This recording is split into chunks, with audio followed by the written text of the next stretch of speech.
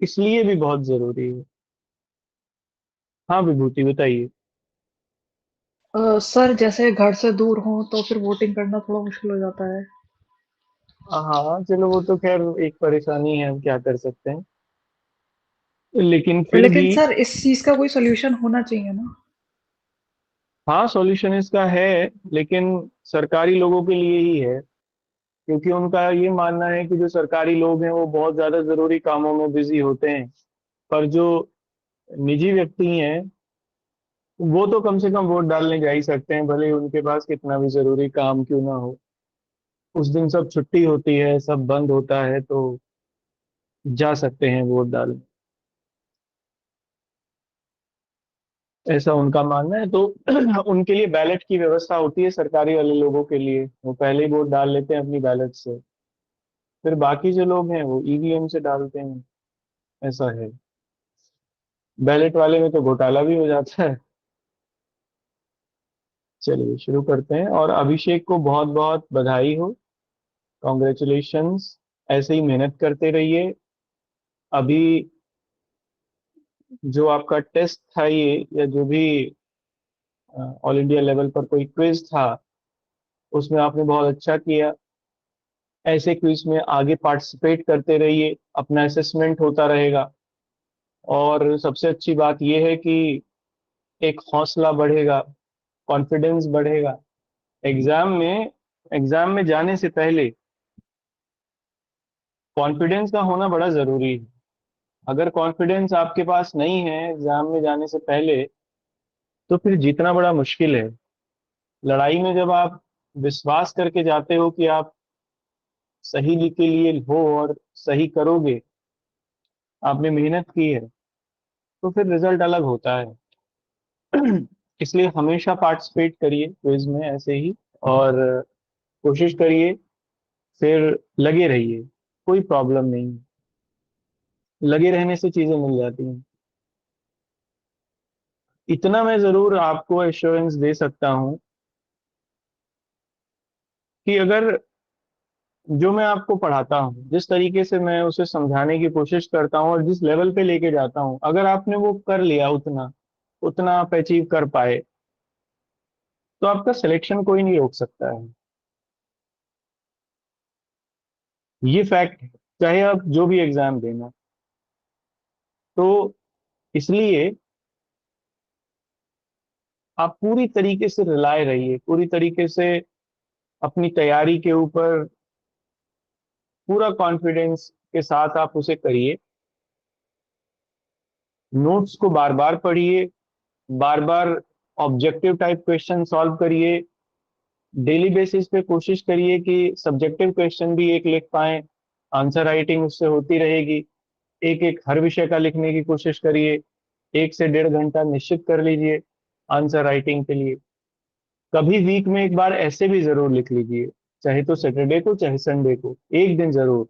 उस दिन कुछ नया मत पढ़िए, जैसे सैटरडे संडे जहां तक मुझे लगता है, इसीलिए मैं शाम को ऑफ भी कर देता हूँ, हालांकि वो मेरा अपना काम होते हैं जिनकी वजह से मुझे ऑफ करना पड़ता है। लेकिन आप अगर उसे सबसे बेस्ट यूटिलाइज करना चाहें तो क्या करें कि सैटरडे दोपहर के बाद कुछ भी नया ना पढ़ें, सैटरडे और संडे केवल पूरे वीक का रिवीजन रखें, और आंसर राइटिंग के लिए ऊपर फोकस कर सकते हैं, ऐसे लिख सकते हैं। सबसे बेस्ट तरीका होता है ये संडे को। अगर आपने संडे संडे भी एक एक ऐसे लिखा, तो एक महीने में 4 हो गए, 4 ऐसे। और 3 मंथ्स भी अगर आपने इसे कंटिन्यूअस कर लिया, तो आप 10 से 12 ऐसे लिख लिख लोगे। ये मोर देन सफिशिएंट होते हैं एग्जामिनेशन से पहले, मोर देन सफिशिएंट, कोई प्रॉब्लम नहीं होगी। और फिर तो उसके बाद चाहे आप जैसे भी, तो ये तो केवल मैं 3 महीने का बता रहा हूँ, उसके बाद तो आपको आ ही जाना है। 3 महीने की लड़ाई होती है सबसे ज्यादा, तो ये कर लीजिए। चलिए शुरू करते हैं सर अपने टॉपिक स्टार्टिंग से। में देख के लिख सकते हैं। हाँ बिल्कुल।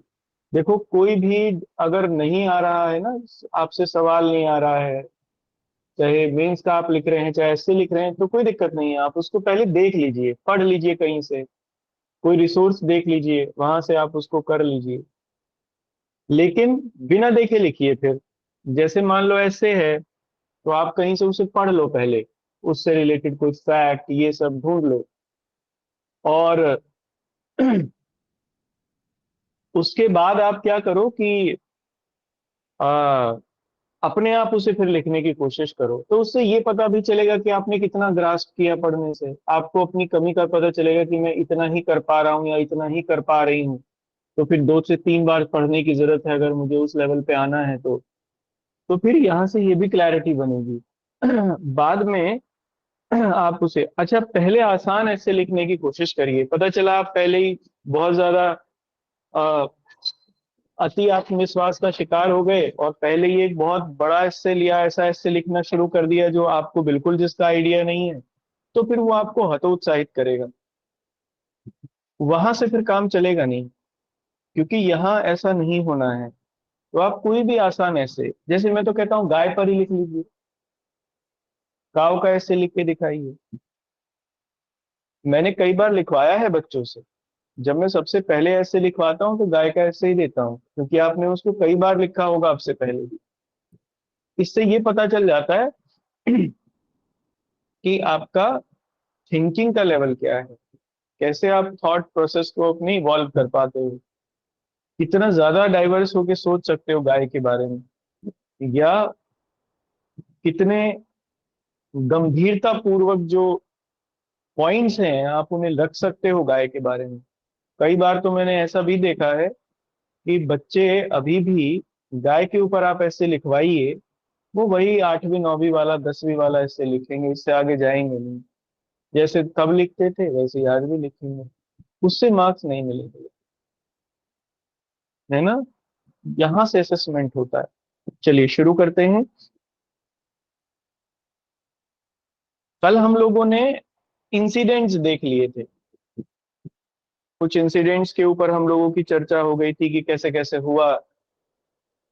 अब हम लोग ये करेंगे कि 1857 में एक टेबल बना लीजिए आप। इस टेबल से मुझे ये उम्मीद है कि आपको एक क्वेश्चन या 2 क्वेश्चन जरूर मिल जाएंगे। इस टेबल में हम लोग ये देखेंगे कि कौन कौन से रिवोल्ट के केंद्र थे, सेंटर्स थे पूरे इंडिया में, उन सेंटर्स पर लीडरशिप किस किस की थी, वहां रीजन क्या था रिवोल्ट का, किसने वहां पर उस रिवोल्ट को दबाया, और फिर रिवोल्ट के बाद क्या हुआ, है ना। ये 4 5 पॉइंट हम लोग बना के देख लेंगे उसमें। तो आप एक टेबल बनाइए, पूरा पेज ले लीजिए, पूरे पेज पर ऊपर लाइन खींच लीजिए और उसमें खाने बनाने हैं हमें। तो सबसे पहले लेफ्ट साइड में लिखिएगा सेंटर, लाइन खींच के सबसे पहले लिखिएगा सेंटर, ठीक है। अब लेफ्ट में लिखा है ना, अभी राइट की तरफ चलना है हमें। फिर इसके आगे राइट में लिखना, उसी के आगे थोड़ी जगह छोड़ के जिससे आगे खाना बनाया जा सके, लीडर। यानी इस सेंटर में आगे लीडर कौन था, अब लीडर की एक टेबल होगी। नेक्स्ट लिखिए रीजन ऑफ रिवोल्ट। अब उससे आगे जाइए, रीजन ऑफ रिवोल्ट, विद्रोह का कारण क्या था, है ना। उस केंद्र पे विद्रोह का कारण क्या था, रीजन ऑफ रिवोल्ट, विद्रोह का कारण। अब इसे अगला खाने में लिखिए, सपरेशन, सपरेशन, दबा दिया गया, है ना। हिंदी में लिखिए दबा दिया गया। तो किसके द्वारा दबाया गया ये इसमें देख लेंगे। ये खूब आता है एग्जाम में कि फला जगह रिवोल्ट किस सेना नायक के द्वारा दबाया गया। और लास्ट खाने में लिखिए, बिल्कुल एक्सट्रीम राइट में जाके हो जाएगा, आफ्टर रिवोल्ट, विद्रोह के पश्चात। तो इसमें ये देख लेंगे कि विद्रोह के पश्चात वहां पर क्या हुआ, ठीक है। अब बिल्कुल लेफ्ट में आ जाइए जहां आपने सेंटर लिखा था, सेंटर के नीचे सबसे पहले लिखी दिल्ली। तो ये देखेंगे कि दिल्ली जो सेंटर था उसका क्या हाल था। तो सेंटर लिखिए दिल्ली।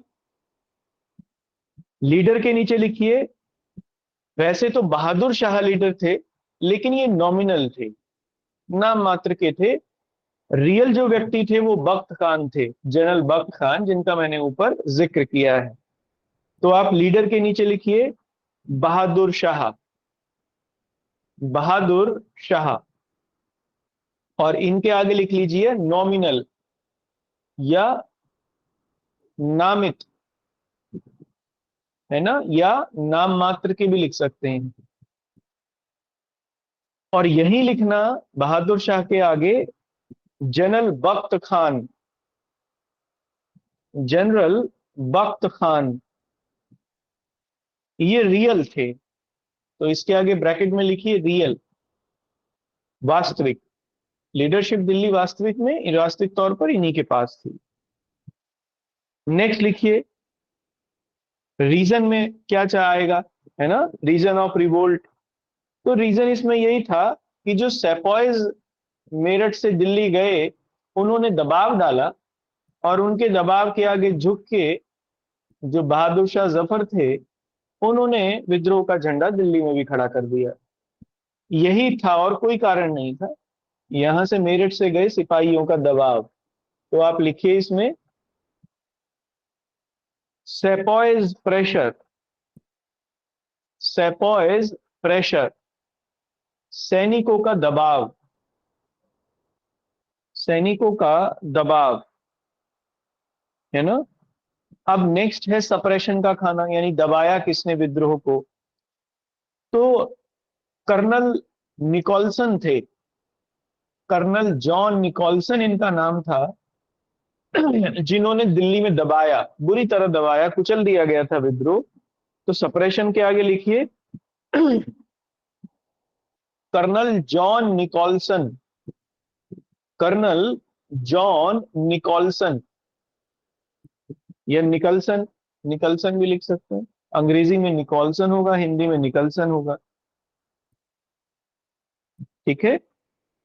अब सबसे आखिरी में चले जाइए कि रिवोल्ट के बाद क्या हुआ। तो हम लोगों ने देखा जनरल बख्त खान तो की मृत्यु हो गई थी, उन्हें तो मार दिया गया था, और बहादुर शाह को डिपोर्ट कर दिया गया था लंदन, वो सॉरी रंगून, बर्मा में रंगून भेज दिया गया था, जहां पर उनकी कालांतर में मृत्यु हुई। तो आप लिखिए आफ्टर रिवोल्ट के आगे Bahadur Shah deported, Bahadur Shah deported to Rangoon. Bahadur Shah को, बहादुर शाह को रंगून निर्वासित कर दिया गया, बहादुर शाह को रंगून निर्वासित कर दिया गया, ठीक है ना। अब नेक्स्ट लिखना, अगला हेडिंग डालना, अगला सेंटर है कानपुर। नेक्स्ट हेडिंग है, मतलब नेक्स्ट सेंटर है कानपुर। तो कानपुर में नाना साहेब थे, है ना। तो लीडर लिखिए कानपुर के आगे नाना साहेब, नाना साहेब।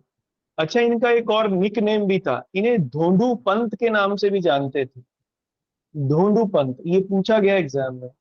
तो इनके आगे ब्रैकेट में लिख लीजिए Dhondu Pant, DHON DU, Dhondu Pant, PANT, ठीक है। ये इनका निक नेम भी था। रीजन, है ना, रीजन के आगे लिख लीजिए। तो रीजन यही था कि पेंशन इनकी बंद कर दी गई थी, नाना साहेब की, और जागीर भी समाप्त कर दी गई थी। तो लिख लीजिए the pension and Jagir, the pension and Jagir of Nana Saheb, pension and Jagir of Nana Saheb were revoked, were revoked. Nana Saheb की पेंशन एवं जागीर, नाना साहेब की पेंशन एंड जागीर समाप्त कर दी गई, है ना। सप्रेशन में लिखना किसने किया, तो अंग्रेज अधिकारी थे कॉलिन कैम्पबेल, कॉलिन कैंपबेल, ठीक है। तो लिखिए उसके आगे Colin Campbell. COLLIN, Colin Campbell, CAMPBELL। ठीक है। नाना साहेब का क्या हुआ? तो पहले तो ये नेपाल भाग गए। हाँ, नेपाल ही भाग गए थे। वहीं निर्वासित जीवन इन्होंने जिया, बाद में वहीं शायद इनकी मृत्यु भी हुई। तो आफ्टर रिवोल्ट वाला जो खाना है उसके नीचे लिखना, Nana Saheb escaped to Nepal. Nana Saheb escaped to Nepal. Nana Saheb Nepal चले गए। ठीक है। नेक्स्ट लिखना, सेंटर के नीचे झांसी। तो लीडर रानी लक्ष्मीबाई, इसके आगे लिख लीजिए रानी लक्ष्मीबाई। रीजन क्या था इन्होंने रिवोल्ट किया?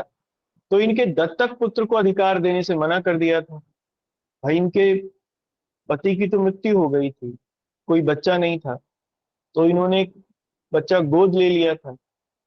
राम या कुछ ऐसे ही उनका नाम था।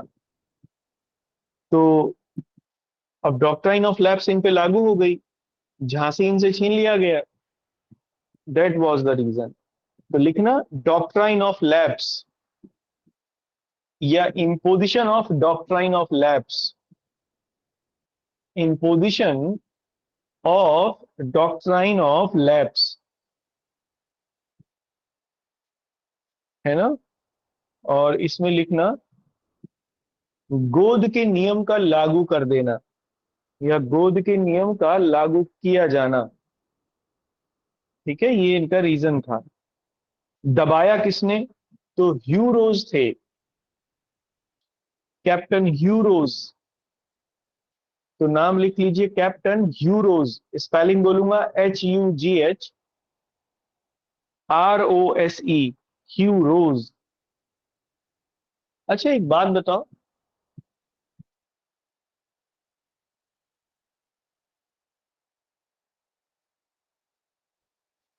एक सर वॉइस सवाल ही है। नहीं आई। Okay sir. अरे, आ जाएगी, पहले देखो, एक सवाल है मेरा।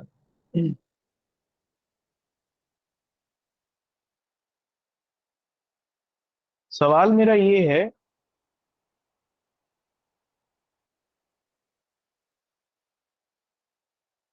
यह एक लाल गुलाब का फूल है। सवाल है, यह एक लाल, ये रोज से सवाल याद आ, मतलब रोज, रोज से, खैर चलिए, मतलब ताजा बन गया दिमाग में। सवाल मेरा है, यह एक लाल गुलाब का फूल है।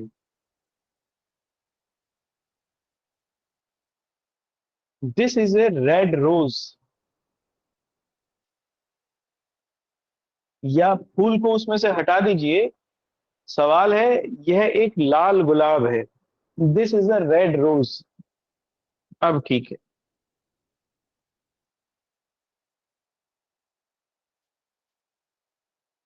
सवाल मेरा इसमें यह है कि क्या ये स्टेटमेंट जो मैं कह रहा हूं ये सही है? मैं कह रहा हूं कि यह एक लाल गुलाब का फूल है, यह एक लाल गुलाब है, मैंने ये कहा है। अंग्रेजी में जब मैंने इसका ट्रांसलेशन किया तो आया, that is a red rose, या this is a red rose, जो भी है। मेरा ये कहना, यह एक लाल गुलाब है, मैं एक लाल गुलाब को देख रहा हूं, चलो ऐसे समझो, मैंने एक गुलाब देखा, गुलाब का पौधा देखा जिसपे गुलाब लगे हुए थे, लाल रंग के गुलाब लगे हुए थे। मैं उसको ये देख के कह रहा हूं कि यह एक लाल गुलाब है, it is a red rose. क्या मैं सही कह रहा हूं या मैं गलत कह रहा हूं?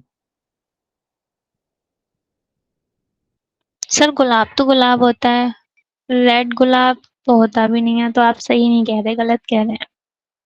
गुलाब लाल नहीं होता है तो कैसा होता सर है? वाइट, वाइट तो हो सकता है सर।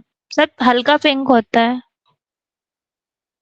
अरे मैं तो कह रहा हूँ ना, मैंने गुलाब लाल देखा है, मैंने लाल रंग का गुलाब देखा है। गुलाब लाल ही होता है, रेड होता है, रेड कलर का होता है। लाल गुलाब नहीं देखा आपने? खैर, आप नहीं समझ पाए। और बताओ कोई, क्या मैं सही कह रहा हूँ या मैं गलत कह रहा हूँ? सर पिंक में और लाल में क्या फर्क होता है? आप भी नहीं पकड़ पाए सर दो आएगा। हैं? सर दो आएगा रेड से पहले, it is the red rose. It is the red rose. आप भी नहीं पकड़ पाए। सर रोज तो रेड ही होता है। हाँ, मैंने तो ये कह ही दिया है कि लाल गुलाब है। प्रियंका जी, आप बताना। ये थोड़ा सा यहाँ पर एक असमंजस है, एक ट्रिकी सर दा क्वेश्चन ही है। है मेरे पास। सर दा है मेरे अकॉर्डिंग। दा आएगा। हम्म। कोई और बताओ, कोशिश सर करो। ग्रामेटिकल एरर बताना है क्या? ना ना, अगर ग्रामेटिकल एरर में फंस गए, अगर सर यहाँ चले डिजीज गए, आएगा। ना, सर ग्रामर रेड से ही इसका नहीं कोई बोलना है मतलब आपको क्या? सर क्योंकि आपका सर क्वेश्चन गुलाब क्या तो है? गुलाब है। ये है सवाल एक मेरा, लाल गुलाब है। सर सवाल लाल ये, रंग का गुलाब है शायद। अभिजीत ने सही कहा है। अभिजीत का आंसर सही है। ये भी सवाल दर्शन का है, फिलोसफी का है। देखो, मैं आपसे कोई सवाल आसान नहीं पूछता हूँ, क्योंकि मुझे आपसे आसान सवाल पूछना ही नहीं है। कारण उसका ये, आसान सवाल पूछने के लिए बहुत लोग हैं, उसका जवाब देने के लिए भी बहुत लोग हैं। जब भी मैं कोई सवाल पूछूं आप लोगों से, तो हमेशा चौकन्ने हो जाना और पूरा अटेंटिव। ये मान लेना वो आसान नहीं है, इसलिए जितना दिमाग लगा सकते हो आप उतना लगाना उसमें, हर एंगल से। आप तब जाके उसका आंसर कर पाओगे अगर आप उसे बिल्कुल पिनेंकल लेवल पर जाके देखोगे, चोटी के लेवल पर। और चोटी के लेवल पर होता है दर्शन। सब विषयों में सबसे सर्वोच्च जो चोटी है, वहां पर जो विषय है, दैट इज फिलोसफी। दर्शन सबसे ऊपर है। इसीलिए तो आप जब लॉ में पढ़ते हो ना, तो जूरिस्प्रूडेंस समझ में नहीं आता है। और जिन लोगों ने जूरिस पढ़ लिया, उन लोगों को लॉ की फिर ज्यादा समस्या नहीं होती। उसका रीजन यही है। देखो, मैं कह रहा हूं कि यह एक लाल गुलाब है। अब इसमें दो चीजें हैं, इसमें दो लोग शामिल हैं। अगर सामान्य तौर पर देखें तो, एक मैं और दूसरा गुलाब। एक गे, गे, गे माने जिसे जानना है। और एक ज्ञाता, जिसको जानना है। ज्ञाता मैं हूं, गे गुलाब है, क्योंकि मैं गुलाब की को डिफाइन कर रहा हूं। आई एम डिफाइनिंग द रोज कि ये लाल है। पर इसमें मेरा परसेप्शन शामिल है, इसमें मेरी अभिव्यक्ति शामिल है। मुझे वो लाल दिख रहा है, मैं उसको लाल देख के कह रहा हूं। लेकिन अगर मैं उसमें, अब ये सच नहीं है पूरा, it is not the every, it is not the very truth. जबकि इसमें है क्या? देखो, कोई भी चीज लाल हो या कोई भी कलर हो किसी भी चीज में, वो सूर्य के प्रकाश के विवर्तन के कारण, सॉरी, प्रकीर्णन के कारण, स्कैटरिंग के कारण हम लोग को दिखता है। गुलाब के ऊपर लाल रंग की किरण पड़ी और वो उसमें से स्कैटर्ड हो गई, बाकी उसके अंदर एब्जॉर्ब हो गई, तो वो लाल दिखने लगा। That is the truth. तो सच्चाई क्या है? सच्चाई ये नहीं है कि लाल गुलाब है। सच्चाई ये है कि वो गुलाब जो है, उसने लाल रंग को एब्जॉर्ब किया है, सॉरी, स्कैटर किया है, प्रकीर्णित किया है, जिससे उसका रंग लाल दिख रहा है। इसलिए मेरा ये कहना कि ये गुलाब लाल है, ये आधा सत्य है। मुझे क्या कहना चाहिए? मुझे यह गुलाब लाल रंग का प्रतीत होता है। This rose seems to be red. That is the right sentence, that is the correct sentence. इसीलिए अब इसका मतलब क्या हुआ लाइफ में? इसका मतलब ये हुआ, देखो जो हम लोग देखते हैं ना, वो भी पूरा सत्य नहीं होता। It is not the absolute truth. जो हमें दिख रहा है वो सब सत्य नहीं। It is phenomenal truth. It is truth because of phenomena. और इसी को ही फिनोमिनोलॉजी कहते हैं। एक बहुत बड़े दार्शनिक हुए, उन्होंने इसके ऊपर बहुत कुछ लिखा, फिनोमिनोलॉजी के ऊपर। संवृत्ति, उसको हिंदी में कहते हैं संवृत्ति शास्त्र।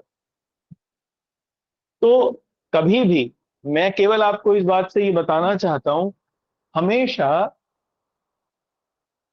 डाउट में रहिए। आपको मूर्ख आदमी ही सबसे ज्यादा कॉन्फिडेंट मिलेगा। जो लोग ज्ञानी होते हैं, जिनके पास होता है ना कुछ, वो आपको हमेशा डाउट में मिलेंगे। जितना बड़ा मूर्ख उतना ही बड़ा कॉन्फिडेंट,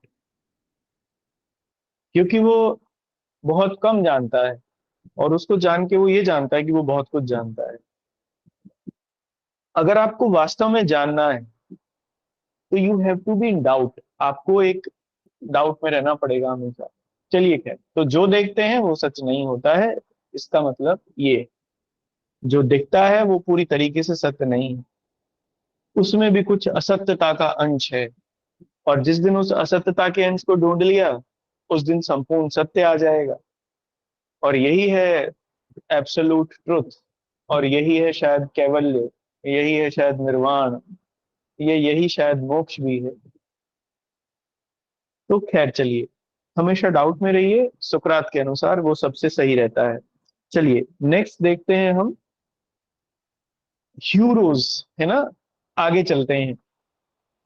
आफ्टर रिवोल्ट क्या हुआ? तो आफ्टर रिवोल्ट ये हुआ कि रानी जो है वो लड़ते हुए मारी गई, और ह्यूरोज ने एक स्टेटमेंट कहा, बड़ा इंपॉर्टेंट स्टेटमेंट है, only man among the rebels. रानी के लिए कहा उन्होंने, only man among the rebels, विद्रोहियों में केवल एक मर्द थी।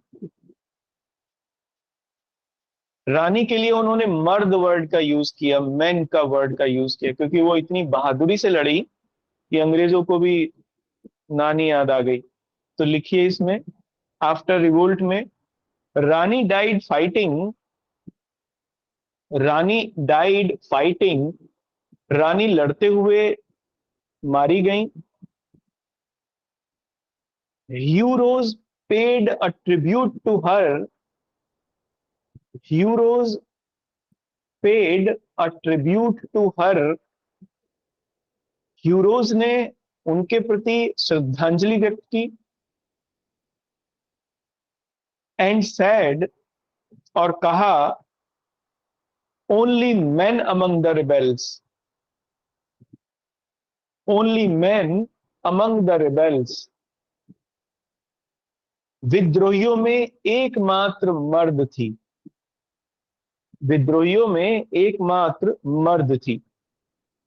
ठीक है, नेक्स्ट लिखिए, झांसी हुआ, नेक्स्ट लिखिए लखनऊ, है ना, ये भी केंद्र था। लखनऊ में बेगम हजरत महल, बेगम हजरत महल, है ना। और यहीं पर लिखना, बेगम हजरत महल थी और मौलवी अहमदुल्ला, ये दो लोगों ने लीडरशिप दी। मौलवी अहमदुल्ला अवध से ही जुड़े थे ये भी, है ना, मौलवी अहमदुल्ला, क्योंकि ये फैजाबाद के थे। तो ब्रैकेट में मौलवी अहमदुल्ला के आगे लिख लीजिए फैजाबाद। फैजाबाद में इन्होंने लीडरशिप दी थी। ठीक है, कारण क्या था? तो कारण था एनेक्सेशन ऑफ अवध। अवध के ऊपर कब्जा कर लिया था अंग्रेजों ने, पिजरी ब्रिजेस कादिर को हटा के। तो रीजन में लिखिए आगे, annexation of Awadh, annexation of Awadh, Awadh का हड़पे जाना, अवध का हड़प जाना। आफ्टर रिवोल्ट में लिखेंगे, देखो ये दबा दिया गया अवध में। हजरत महल जो थी वो नेपाल चली गई, नेपाल भाग गई। तो नेक्स्ट लिखिए, हजरत महल एस्केप्ड टू नेपाल, वहीं इनकी मृत्यु भी हुई बाद में। हजरत महल एस्केप्ड टू नेपाल, हजरत महल नेपाल चली गई। सर नेक्स्ट ये लिखना, क्यों दबाया? ये दबाया था कॉलिन कैम्पबेल ने, कॉलिन कैंपबेल, कॉलिन कैंपबेल ने, ठीक है ना। नेक्स्ट लिखिए आरा, बिहार में। अगला केंद्र है आरा, ARRAH होगा, आरा। हाँ जी। सर एक बार ये आफ्टर रिवोल्ट बता दीजिए, लखनऊ वाला क्या था? आफ्टर रिवोल्ट लखनऊ में Hazrat Mahal escaped to Nepal, Hazrat Mahal escaped to Nepal, Hazrat Mahal Nepal चली गई, ठीक है। नेक्स्ट लिखिए आरा, बिहार में, आरा बिहार। यहां थे कुंवर सिंह, नेतृत्व था यहां, लीडर जो थे उनका नाम था कुंवर सिंह, और ये जगदीशपुर के थे।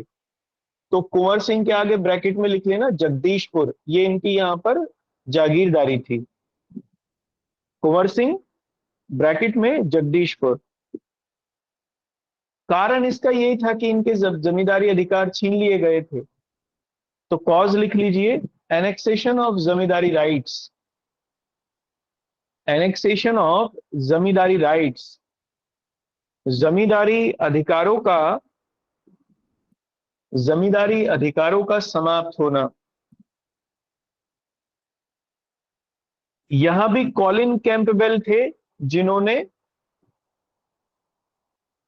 इन्हें हराया, कॉलिन कैंपबेल, ठीक है ना। और सबसे लास्ट में लिखिए, देखो ये लड़ते हुए मारे गए, सबसे ओल्डेस्ट पर्सन थे जब ये लड़ रहे थे या विद्रोह में शामिल हुए। इनकी उम्र 85 वर्ष थी, 85 ईयर। सोचो कि 85 ईयर के एक व्यक्ति, बूढ़े व्यक्ति घोड़े पर चढ़कर तलवार लेकर लड़ रहे थे। तो it was quite inspirationary, it is quite inspirational. और स्वतंत्रता संग्राम के लोगों ने आगे ऐसे ही इंस्पिरेशन ली इन लोगों से ही। तो लिखिए इसमें आगे, डाइड फाइटिंग, लड़ते हुए मारे गए। और कंटिन्यूएशन में लिखना, he was oldest leader, he was oldest leader of the revolt, of the revolt, वो विद्रोह के सबसे उम्र दराज व्यक्ति थे या उम्र दराज नेता थे, ठीक है। और लास्ट लिखिए बरेली, बरेली, बरेली में खान बहादुर खान थे, खान बहादुर खान, ठीक है। अब देखो ये इसका रीजन भी एनेक्सेशन ऑफ अवध था, क्योंकि अवध में आता था उस समय ये, तो बरेली में इन्होंने झंडा ऊंचा कर दिया। तो लिखिए इसके आगे, एनेक्सेशन ऑफ अवध, अवध का विलय। कॉलिन कैंपबेल ने ही यहां भी इन्हें हराया। तो लिखिए कॉलिन कैंपबेल, और ये भी लड़ते हुए मारे गए, डाइड फाइटिंग, ठीक है। ये हमारी टेबल कंप्लीट हो गई।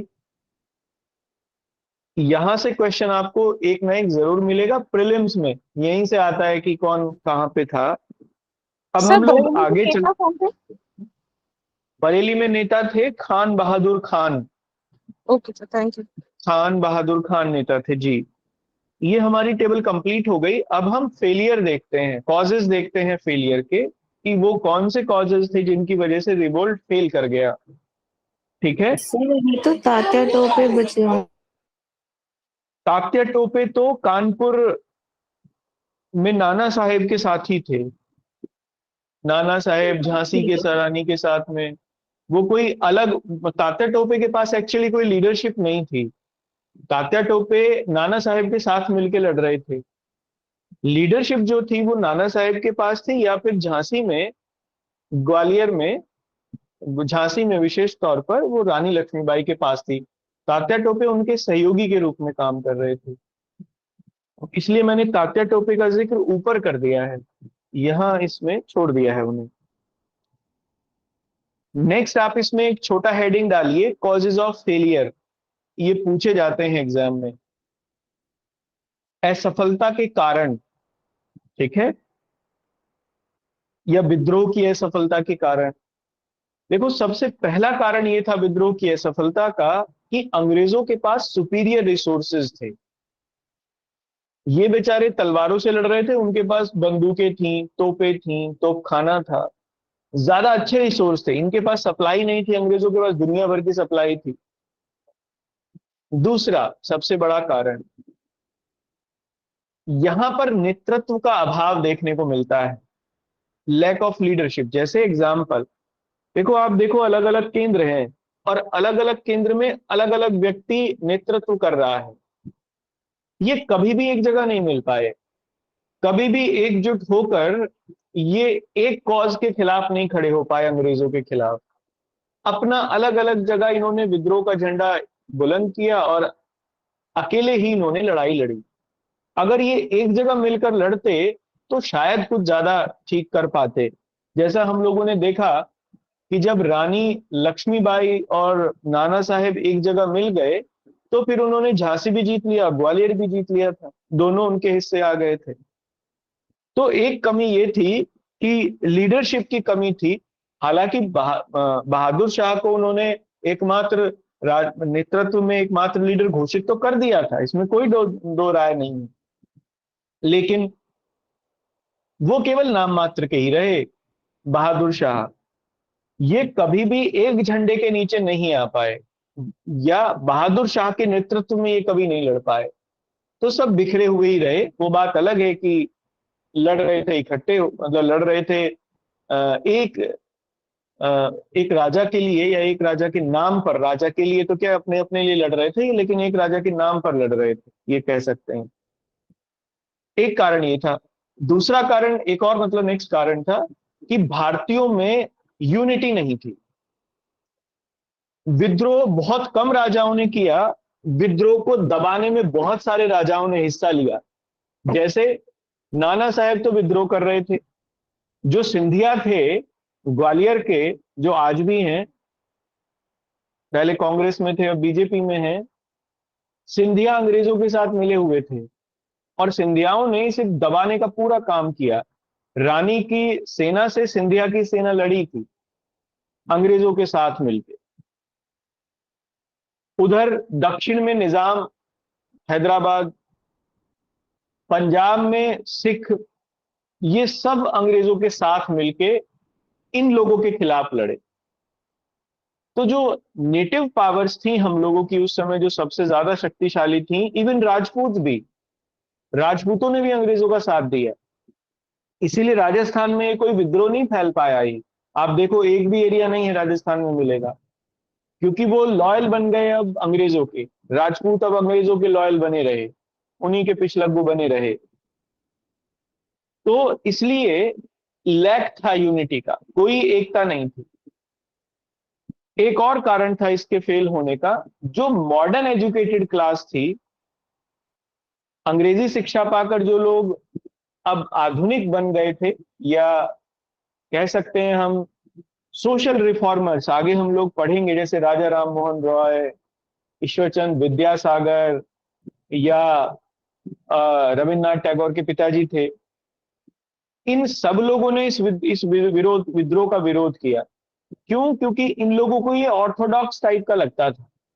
ये लोग ये मानते थे कि ये पिछली व्यवस्था को या पुरानी व्यवस्था को फिर से बनाने के लिए किया जा रहा है, इसलिए ये अधोगामी है, रेट्रोग्रेड है, पुरानी सिस्टम को फिर से बनाने के लिए किया गया विद्रोह है। ये राजा रजवाड़ों को फिर से बनाने के लिए किया गया विद्रोह है, जबकि अब समय लोकतंत्र का है, डेमोक्रेसी का है। तो जो नई मॉडर्न एजुकेटेड मिडिल क्लास थी भारत में, जिसकी उत्पत्ति अब हुई, वो लोग भी, उन्होंने भी इसे सपोर्ट नहीं किया। तो ये इतने सारे रीजन थे जिनकी वजह से ये विद्रोह जो था वो फैल गया।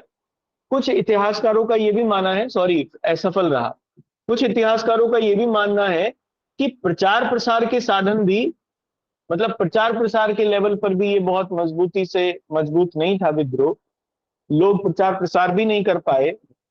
केवल सैनिक और सभी भारत के जो वर्ग थे, क्लासेस थी, वो भी इसमें शामिल नहीं हुई। केवल सैनिक और उन क्षेत्रों में, अवध में केवल अगर देखा जाए तो कुछ किसानों ने इसमें पार्टिसिपेट किया, बाकी किसी और वर्ग का इसमें कोई पार्टिसिपेशन देखने को नहीं मिलता।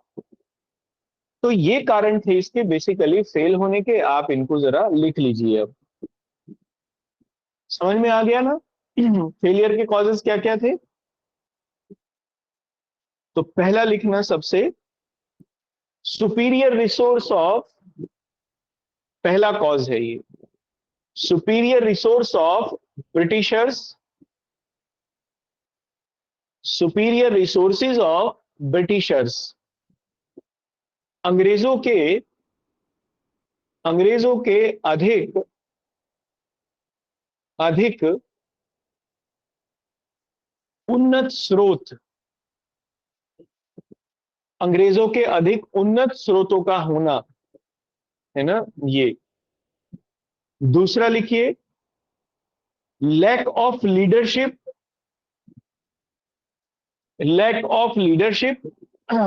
among the rebels, lack of leadership among the rebels। विद्रोहियों के मध्य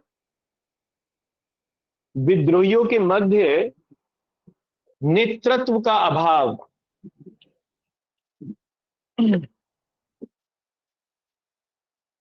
विद्रोहियों के मध्य नेतृत्व का अभाव। इसके आगे डैश करके लिखना,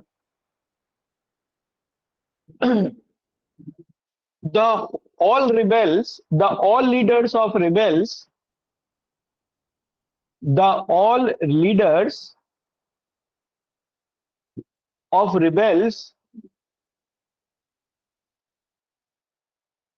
could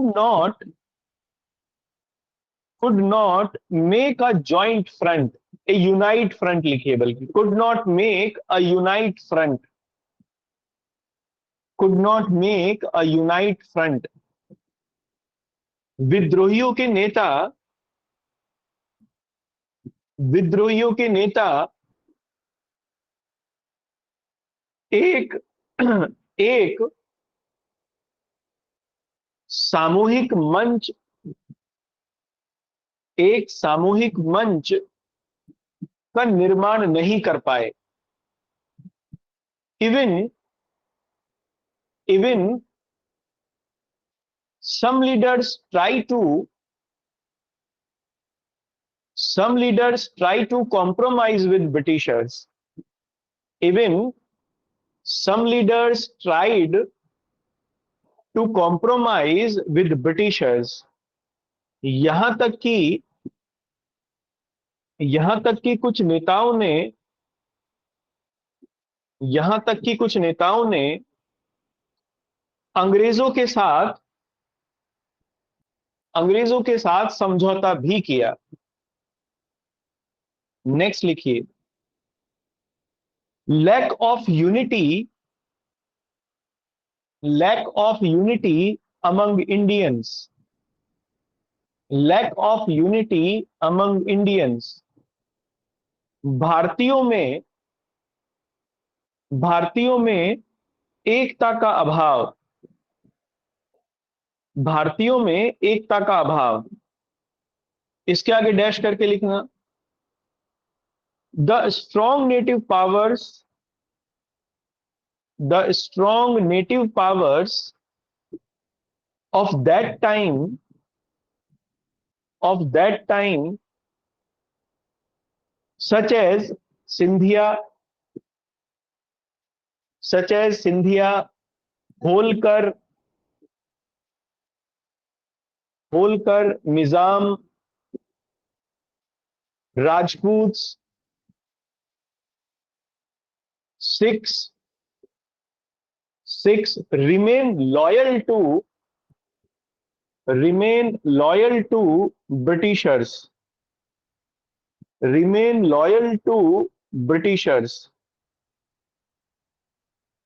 उस काल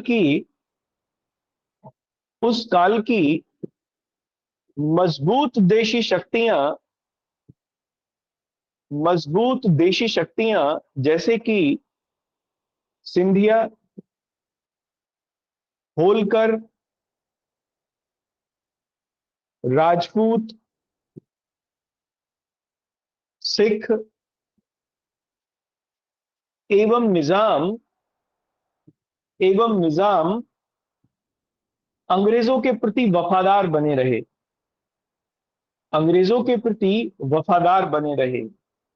and they also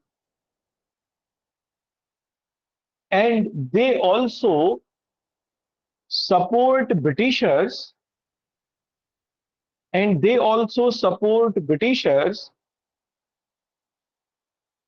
in suppression of revolt,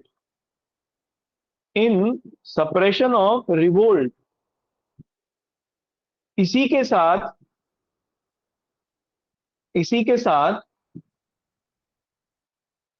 उन्होंने इस विद्रोह को दबाने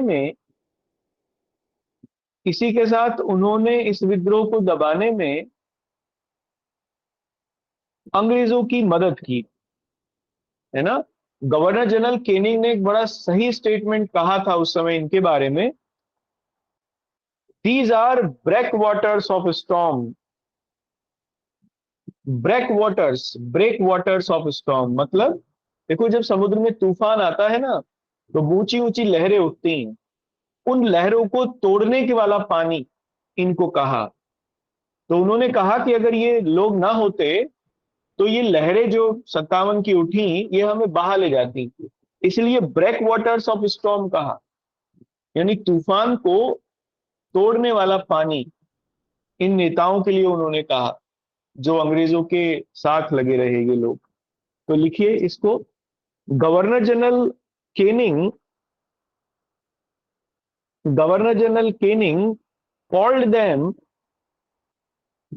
called them breakwaters of storm,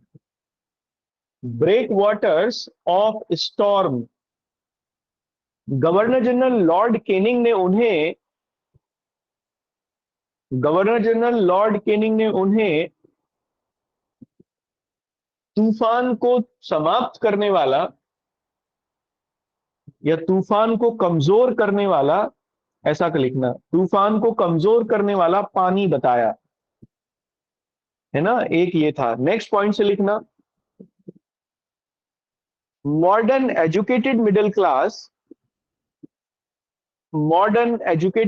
class also did not support the revolt,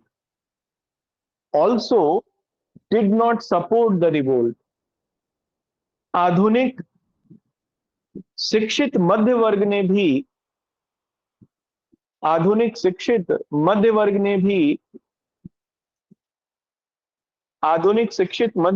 भी इस विद्रोह में का सहयोग नहीं किया।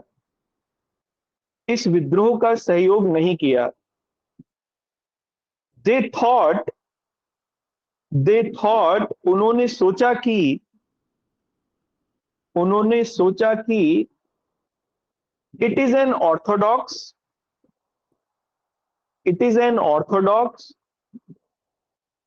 backward looking, अब ये शब्द ऑर्थोडॉक्स लिख के इसके आगे कॉमा लगा देना, it is an Orthodox comma backward looking यानी पीछे की ओर देखने वाला, एंड ऑल्सो फ्यूडल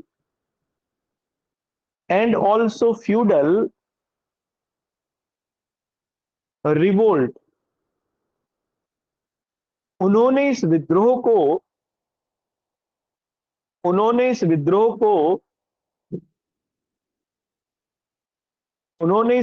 को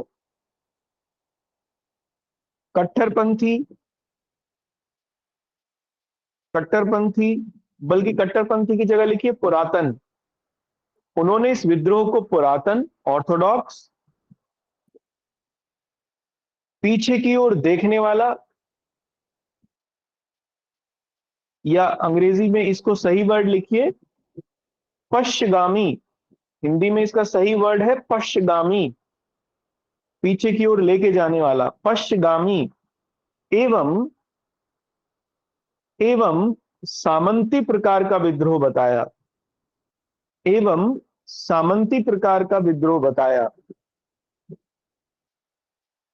which was against the modern values of society,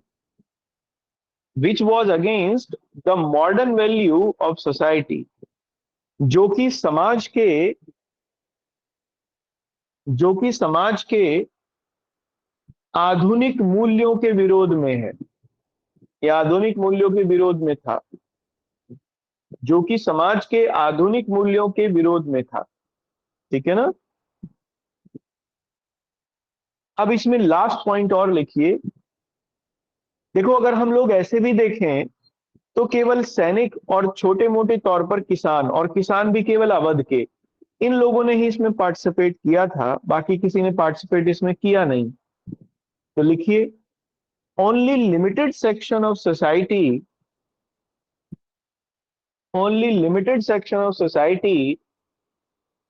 took part in this revolt.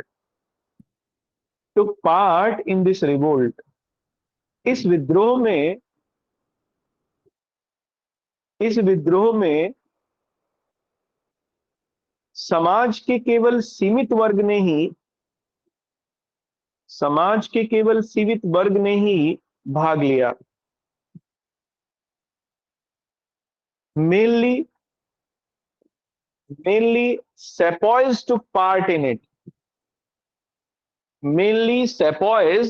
took part in it. मुख्य तौर पर इसमें सैनिक ही शामिल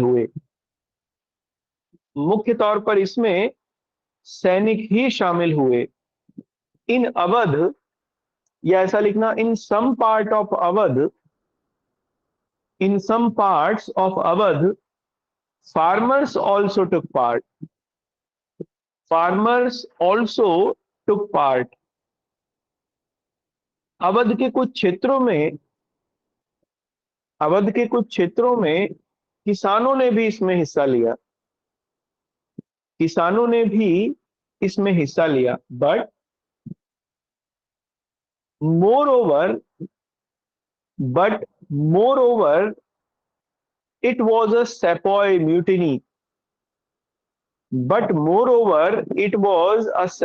mutiny. लेकिन अंतिम रूप से या अधिकतम रूप से यह एक सैनिक विद्रोह ही था,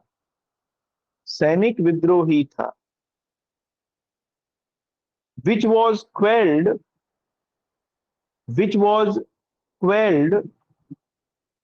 by large effort of Britishers, जिसे कि अंग्रेजों द्वारा एक विस्तृत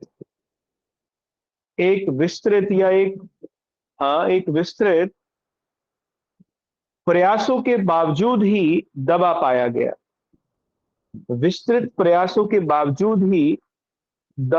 गया।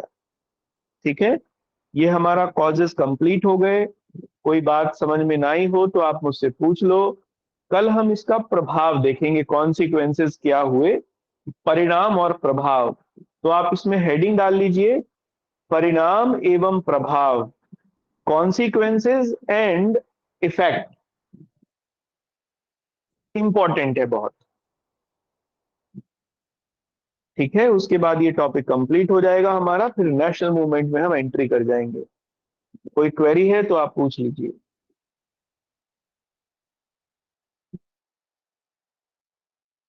सर चलिए, विच ठीक वाज है। Against the moral value of society, ये नहीं है समझे। मोरल वैल्यू होता है, वो क्या समझते थे कि हम गुलाम हैं?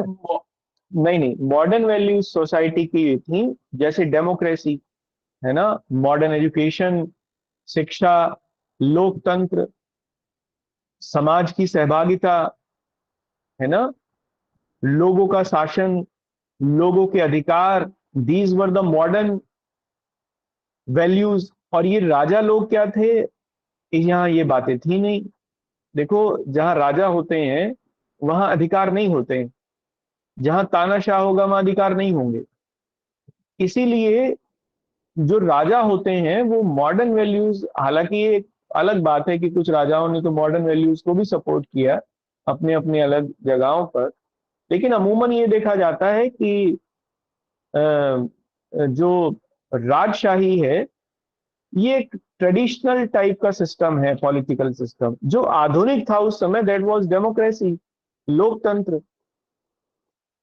तो इसलिए इन लोगों ने ये माना, क्योंकि ये फिर से राज या मुगलों का राज्य स्थापित करना चाहते हैं या अपना राज्य स्थापित करना चाहते हैं, तो ये लोग राजशाही को प्रमोट करने वाले लोग हैं, जो कि लोकतंत्र, अधिकार, सिविल सोसाइटी, इन सब वैल्यूज के अगेंस्ट में है। ठीक है। ठीक है। चलिए फिर मिलते हैं आपसे। Okay, thank you.